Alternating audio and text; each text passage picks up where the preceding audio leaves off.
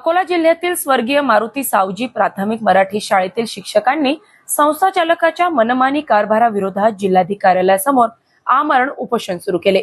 महाराष्ट्र दिनाच्या पार्श्वभूमीवर सुरू झालेल्या या आंदोलनातून शिक्षकांनी विविध गंभीर समस्यांकडे लक्ष वेधले आहे। शिक्षकांच्या म्हणण्यानुसार पगार रखडणे, मुख्याध्यापक पद रिक्त असणे, सर्व्हिस बुक उपलब्ध न करून देणे, तसेच निवृत्त कर्मचाऱ्यांची पेन्शन प्रकरणे प्रलंबित ठेवणे अशा अनेक अडचणींचा सामना करावा लागत आहे। वारंवार आंदोलन करूनही प्रशासनाने याची दखल घेतली नसल्याचा आरोप त्यांनी केलाय। मुख्याध्यापक नसल्यामुळे विद्यार्थ्यांच्या शैक्षणिक प्रक्रियेत अडथळे निर्माण होत असल्याचेही शिक्षकांनी नमूद केले।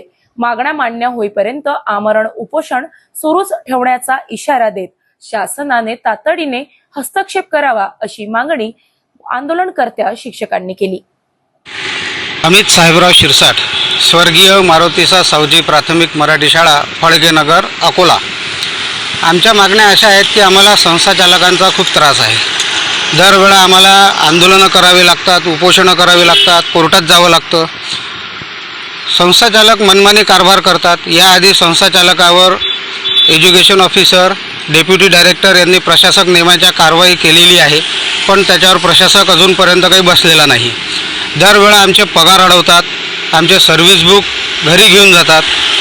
आमच्या शाळेतल्या एक मॅडम कुमारी सुनीता बडगे ह्या रिटायर्ड झाल्या, त्यांची पेन्शन केस केली नाही, त्यांचं ओरिजिनल सर्व्हिस बुक दिलं नाही, त्यांची केस हायकोर्टात चालू आहे।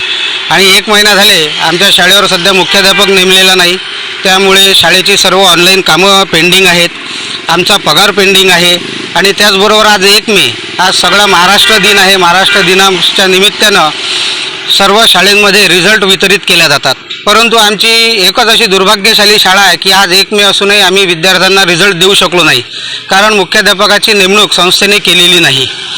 त्यामुळे विद्यार्थ्यांचा रिझल्ट दिला गेला नाही। आम्ही आता शाळेमध्ये झेंडावंदनाचा कार्यक्रम करून इथे आजपासून उपोषणाला बसत आहे, आमरणाला बसत आहे।